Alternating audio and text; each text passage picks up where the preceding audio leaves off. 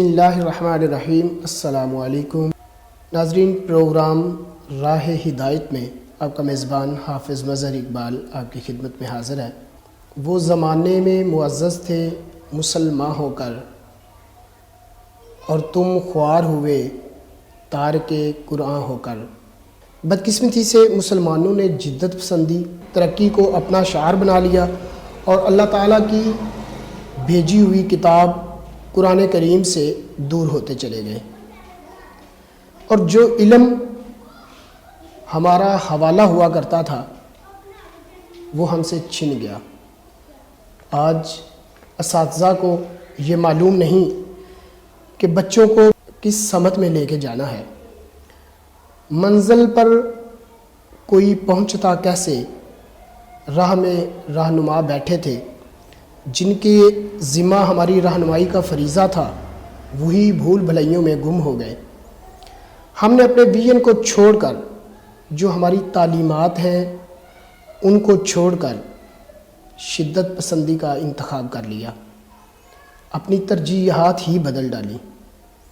آج ہم بات کریں گے قرآن کریم کتاب ہدایت یا محض کتاب ثواب، اور ہمارے آج کے مہمان ہوں گے محترم جناب پروفیسر ڈاکٹر غلام حسین راشد صاحب، جو head of department Urdu government post graduate college حافظ آباد۔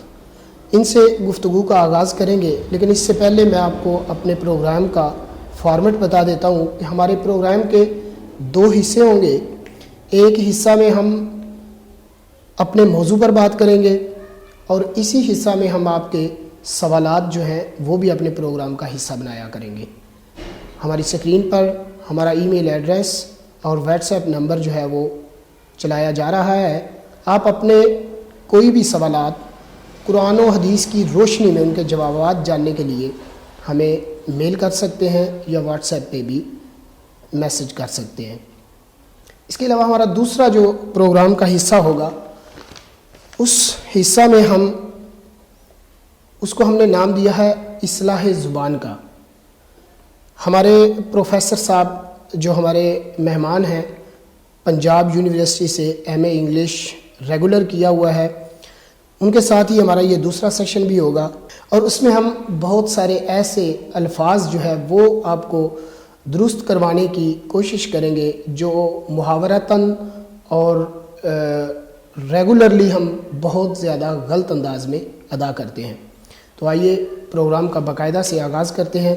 یہ پہلا سوال آپ سے یہ ہے کہ کیا وجہ ہے کہ قرآن کریم پڑھنے کے باوجود ہماری زندگیوں میں تبدیلی نہیں آ رہی؟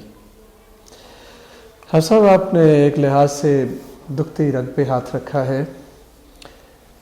جیسے آپ نے اپنے پروگرام کے انٹرو میں بتایا، وہ زمانے میں معزز تھے مسلمان ہو کر، اور تم خوار ہوئے تارک قرآن ہو کر۔ قرآن جو ہے وہ جیسے کہ بالکل ابتداءً اس میں بیان کر دیا گیا ہے کہ یہ ذالک الکتاب ھدی للمتقین لا ریب فیہ ھدی للمتقین، ایک کتاب ہے اور ہدایت کی کتاب ہے۔ اب اگر اس سے ہم ہدایت طلب ہوں گے، ہدایت حاصل کریں گے، روشنی اور نور اس کا اکتساب کریں گے، اور پھر اسے اپنا جزو کردار بنائیں گے، تو یقیناً تبدیلی تو تبھی ممکن ہے۔ اگر محض اسے ہم کتاب ثواب سمجھ کے اس کی مالا جپتے رہیں، اس پہ غور و فکر نہ کریں، جو اس کا مقصود ہے، جو اس کا اصل منشا ہے، تو پھر تو یہی حال ہوگا جو ہو رہا ہے۔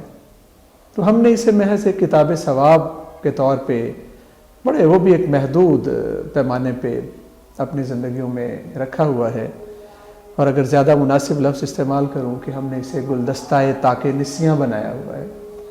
ادب اور احترام کے نام پہ ہم نے اسے اپنی حقیقی زندگی سے بہت دور کیا ہوا ہے۔ تو پھر اس کا لامحالہ نتیجہ یہی نکلنا ہے کہ آج ہم ہر لحاظ سے، ہر فیلڈ میں، ہر شعبہ زندگی میں پیچھے ہوتے جا رہے ہیں۔ اگر ہم قرآن مقدس کی ابتدائی آیات پہ ہی تھوڑا سا غور کریں تو اللہ رب العزت فرما رہے ہیں کہ ذالک الکتاب لا ریب فیہ ھدی للمتقین۔ ایک دو الفاظ کا تجزیہ جو ہے ہمیں اس کتاب ہدایت کا مقصود و مدعا وہ ہم پہ واضح کر دے گا۔ کتاب، اللہ رب العزت نے اس کے لیے کتاب کا لفظ استعمال کیا، اور کتاب بھی ایسی that is meant for guidance, رہنمائی اور ہدایت کے لیے۔ میں سمجھتا ہوں کہ کتاب کی زبان بڑی اہم ہوتی ہے۔ دنیا کی کوئی ایسی کتاب نہیں جسے ہم دوسری کسی زبان میں جس سے ہم آشنا نہ ہوں ہم اس کو لیں اور پڑھنا شروع کر دیں، پڑھتے رہیں، ممکن ہی نہیں ہے۔ میں فرینچ یا لیٹن یا گریک یا چائنیز کوئی بھی کتاب جو ہے وہ پڑھ نہیں سکتا۔ اگر میں اسے پڑھنا شروع کروں گا تو لامحالہ پہلے یا دوسرے صفحے پہ ہی میں ہمت ہار کے رکھ دوں گا کہ مجھے تو کچھ پلے نہیں پڑ رہا۔ تو یہ بھی ایک کتاب ہے۔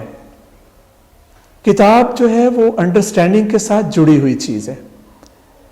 ایسا ممکن ہی نہیں ہے کہ ہم ایک کتاب اس کی ہمیں سمجھ نہ آ رہی ہو اور ہم اس کو پڑھتے چلے جائیں۔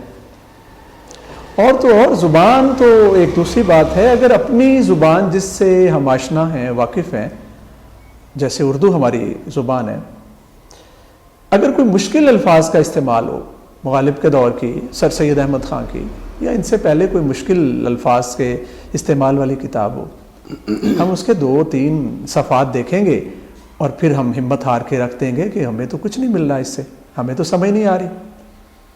تو پھر یہ قرآن مقدس کے ساتھ یہ ناانصافی کیوں؟ ہم اس کو پڑھے جا رہے ہیں، ہم اس کو گائے جا رہے ہیں، ہم اس کی مالا جپتے ہیں، پلے کچھ نہیں پڑتا۔ اس کو تو سادہ الفاظ میں ایک چٹھی سمجھنا چاہیے، مالک کی طرف سے اپنی مخلوق کی طرف، رب کی طرف سے اپنے لوگوں کی طرف۔ اگر جو ہے اس چٹھی کا مفہوم ان پہ واضح نہ ہو تو پھر وہ کیسے چلیں گے، اس پہ کیا عمل کریں گے؟ تو اس کا مطلب یہ ہوا کہ کتاب جو ہے وہ سمجھنے کی چیز ہے۔ چونکہ اللہ رب العزت نے اس کو بھی کتاب کہا ہے تو گویا اس کو ہم نے سمجھنا ہے۔ اور پھر اگلی بات ھدی للمتقین، آگے جا کے ایک اور سورہ مبارکہ میں آیا ہے ھدی للناس، اور قرآن کو فرقان کہا گیا، فرق کرنے والی ہے حق و باطل میں۔ پھر قرآن کو ضیاء کہا گیا، نور کہا گیا، روشنی کہا گیا، موعظہ کہا گیا۔ تو یہ تمام چیزیں اس حقیقت کی طرف اشارہ کرتی ہیں کہ یہ رہنمائی دینے والی، روشنیاں بکھیرنے والی، راہوں کو اجالنے والی اور ضیاء پاش کرنے والی ایک کتاب ہے۔ اس کی روشنی میں ہم نے اپنے آپ کو بنانا اور سنوارنا ہے۔ مگر بدقسمتی سے ایسا ہو نہیں رہا۔ ایسا اس لیے نہیں ہو رہا کہ جو ہمارے راہبر ہیں وہ خود ایسی بھول بھلائیوں میں گم ہو گئے ہیں کہ وہ ہمیں اس طرف لے کے ہی نہیں جا رہے کہ ہم اس کو سمجھیں۔ کیونکہ جب ہم قرآن کو سمجھیں گے تو ہم اسلام کی اصل روح کو سمجھیں گے، اسلام کے اصل مقصد کو پائیں گے، اور یہی ہماری فلاح ہے۔ آپ صاحب آپ نے بالکل درست فرمایا۔ ہم سے چوک یہ ہوئی ہے کہ ہمارے علماء کرام انہوں نے شاید بھول ہے یا کوئی مصلحت ہے ان کے تئیں، انہوں نے پہلی بات تو یہ ہے کہ ہمارے عوام الناس کو، ہمارے لوگوں کو، مسلمان بھائیوں کو قرآن کے ساتھ جوڑا نہیں ہے۔ اگر جوڑا بھی تو صرف الفاظ کے حد تک جوڑا۔ بالکل، الفاظ کے اندر جو روح چھپی ہوتی ہے، جو معنی ہوتے ہیں، ان کے ساتھ ان کا تعلق انہوں نے استوار کرنے کی کوشش ہی نہیں کی ہے۔ آپ یوں سمجھ لیجئے گا کہ ہم نے اگر محض لفظوں کی جگالی کرتے رہیں اور ایسے لفظ جن کا ہمیں پتہ ہی نہ ہو کہ کیا مطلب ہے، تو اس سے کیا نتیجہ نکل سکتا ہے؟ اور یہی کچھ ہو رہا ہے بدقسمتی کے ساتھ۔ اچھا، آپ کو لگتا نہیں کہ امت مسلمہ کے زوال کی ایک وجہ قرآن کریم سے دوری بھی ہے؟ بالکل بجا آپ نے کہا، جہاں اور دوسری بہت سی چیزیں ہیں وہاں سب سے بڑی چیز، سب سے بڑا نقص، سب سے بڑی جو خطا ہے امت مسلمہ سے بحثیت قوم جو ہوئی ہے وہ یہی ہے کہ ہم نے اپنے آپ کو قرآن سے دور کر لیا۔ علامہ اقبال علیہ رحمہ قرآن پہ اتنا تدبر کرتے تھے، غور کرتے تھے، اتنا زیادہ اس کو پڑھتے ہوئے اس کے مفاہیم پر غور و فکر کرتے ہوئے اتنا روتے تھے کہ ان کا ملازم علی بخش کہتا ہے کہ قرآن کا نسخہ بھیگ جاتا تھا اور مجھے دھوپ دے دے کر اسے خشک کرنا پڑتا تھا۔ اور ہم نے جیسے کہ آپ نے ابھی فرمایا کہ امت مسلمہ روبہ زوال ہے، کوئی شک نہیں۔ ایک وقت تھا مسلمان 3 بر اعظموں پہ حکمران تھے، عرب کے ریگزاروں سے اٹھے، دھیرے دھیرے وہ ساری دنیا پہ چھا گئے، اور آج پوزیشن یہ ہے کہ 50 سے زائد مسلمان ممالک ہیں، لیکن ان کی سے کوئی نہیں ہے۔ کمیٹی آف نیشنز میں ان کو اگر سچ پوچھوں تو کوئی پوچھتا نہیں ہے۔ ایک بھی مسلمان ملک نہیں ہے جس کے پاس ویٹو پار ہو، جو دنیا کے معاملات میں جس کا کوئی کلیدی کردار ہو۔ اور کہاں ایک وقت تھا کہ جو دنیا کے بدو تھے وہ حاکم وقت ہوا کرتے تھے، اور انہوں نے اتنی لمبی جو ہے وہ حکومت جو ہے اس کا عرصہ گزارا، اور اس کے علاوہ جب اسلام پھیلا تو انہوں نے کس طرح کتنے روئے زمین پر جو ہے وہ حکومت کی۔ ہاں جی، یہ ہماری نسل نو کو یہ بتانے کی ضرورت ہے کہ وہ کیا چیز تھی کہ اس زمانے کی سپر پاورز، جس طرح آج کی سپر پاور سے بچہ بچہ آشنا ہے، امریکہ ہے، رشیا یا چائنا ہے، اس زمانے کی سپر پاورز فارس اور روم تھے۔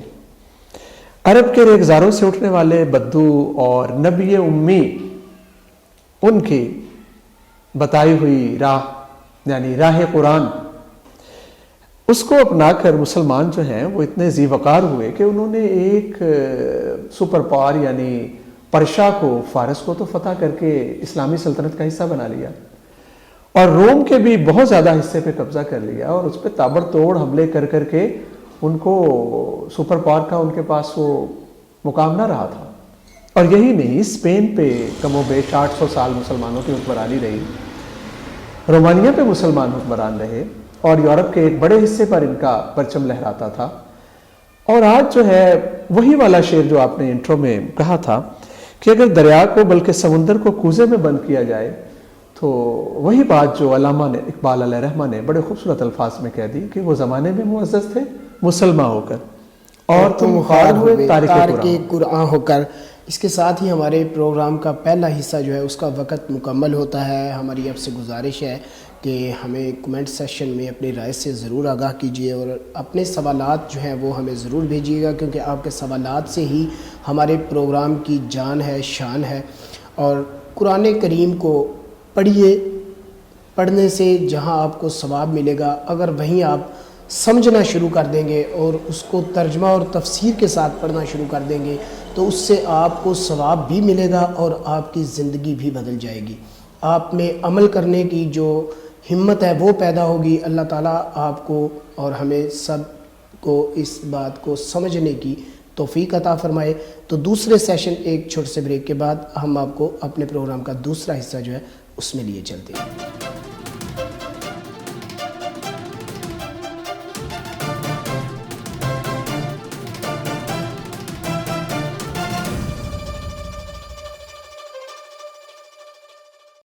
جی ویلکم بیک۔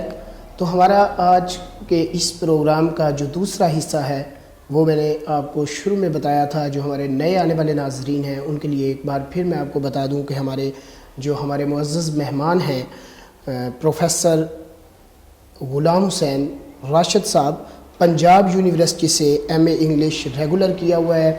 ان کے ساتھ ہمارا یہ دوسرا جو اصلاح زبان کا حصہ ہے اس پروگرام کا، اس میں ہم آج جو ہے وہ الفاظ کی جو ہے وہ آپ کو ترتیب بتائیں گے اور بتائیں گے کہ جو صحیح الفاظ ہیں وہ کیا ہیں اور جو ہم روٹین میں الفاظ استعمال کرتے ہیں وہ کیا ہیں۔ جی پروفیسر ڈاکٹر غلام حسین راشد صاحب بتائیے گا کہ جو لفظ ہم استعمال کرتے ہیں درستگی، کیا یہ درست ہے؟ صاحب اس سے پہلے کہ میں آپ کے سوال کے جواب کی طرف آؤں، مناسب ہوگا کہ میں تھوڑا سا پس منظر بتا دوں کہ اصلاح زبان کے حوالے سے میری دلچسپی کب پیدا ہوئی، کب میں نے یہ شروع کیا۔ اولاً تو میں انگریزی کا طالب علم تھا، انگلش ادب کا، इंग्लिश लिटरेचर का। मैंने पंजाब यूनिवर्सिटी से इंग्लिश डिपार्टमेंट से रेगुलर एमए इंग्लिश किया और फिर मैं इंग्लिश का उस्ताद मुकर्रर हुआ 1996 में। बाद में मैंने एमए उर्दू भी कर लिया, एमफिल उर्दू कर लिया और फिर पीएचडी मेरी वो उर्दू और इंग्लिश का एक कंपैरेटिव स्टडी है जिसमें उर्दू के एक शायर हैं और अंग्रेज़ी के एक शायर हैं, उनको मैंने उनका मुवाजना किया है। तो मैंने एक दफ़ा जब मैं कॉलेज में बतौर उस्ताद अपनी ज़िम्मेदारियां निभा रहा था, एक पर्चा मेरे सामने आया। उस पर्चे पे 15-20 अल्फाज को गलत और दुरुस्त सूरत दिखाई गई थी। तो बच्चों ने वो मुझे दिखाया और मैं बड़ा खुश हुआ और उनसे मैंने बताया कि बच्चों, जिस बंदे ने भी ये कोशिश की है उसने बहुत एहसान किया है हमारी कौम पे, हमारे नौनहालान पे। उन्होंने उसको ठीक करके बताया कि ये इसकी दुरुस्त सूरत ये है।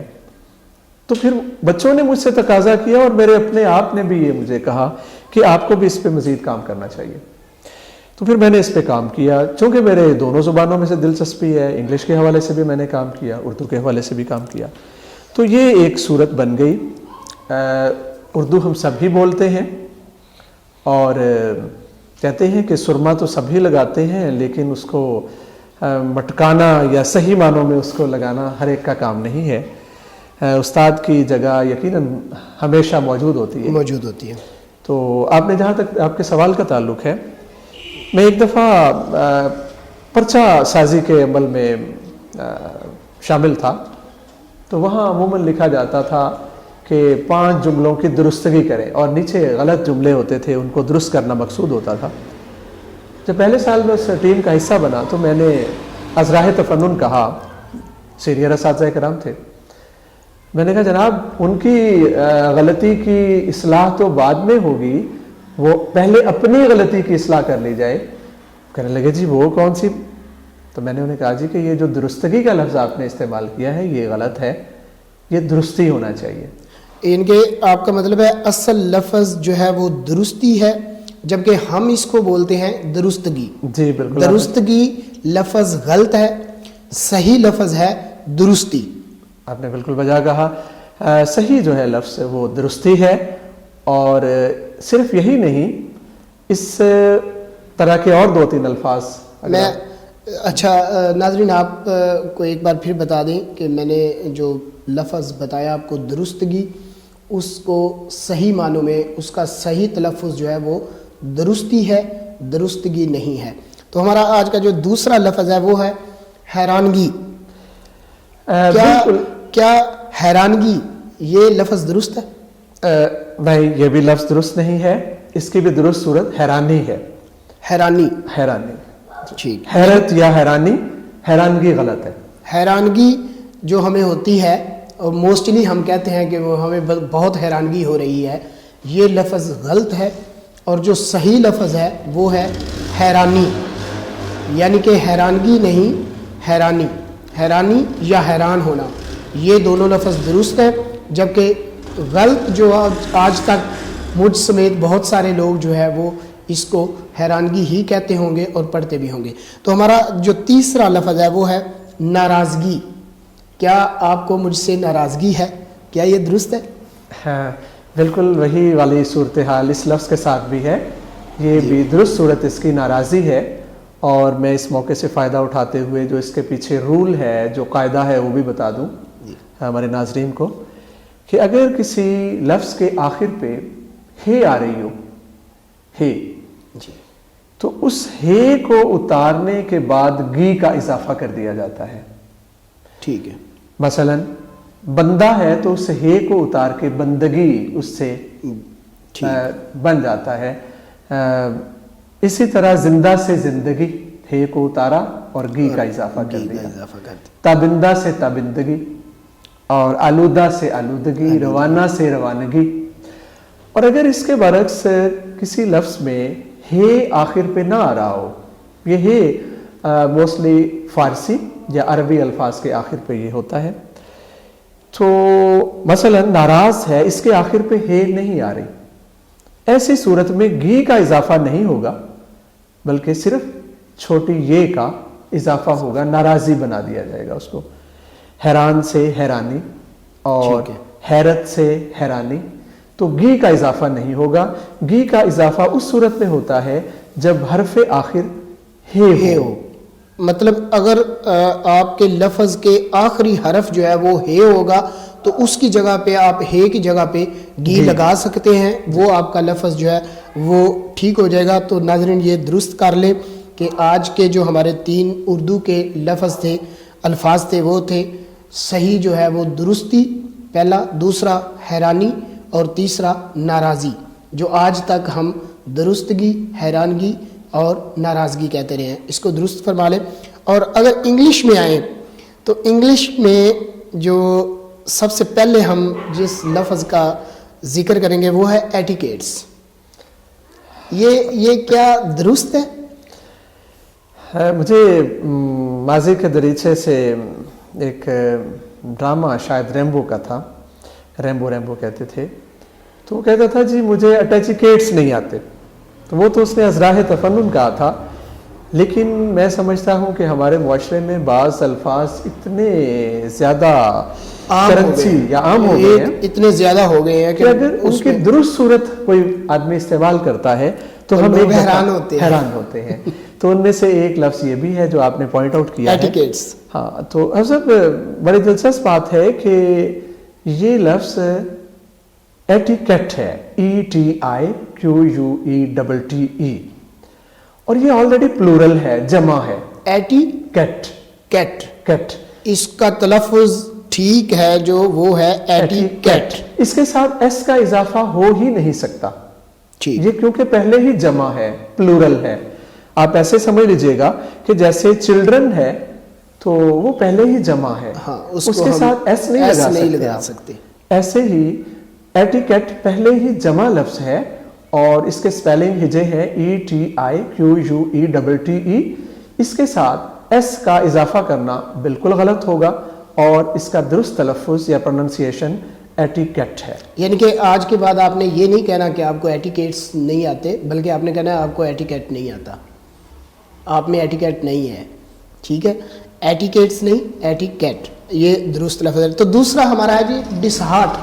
میں آپ کی پرفارمنس سے بڑا ڈسہارٹ ہوا ہوں, کیا یہ درست ہے؟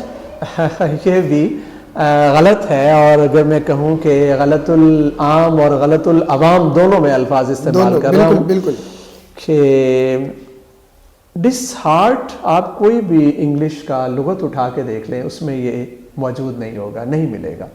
ٹھیک ہے. تو کسی چیز کا بہت زیادہ عام ہو جانا اس کے درست ہونے کی علامت نہیں ہوتی.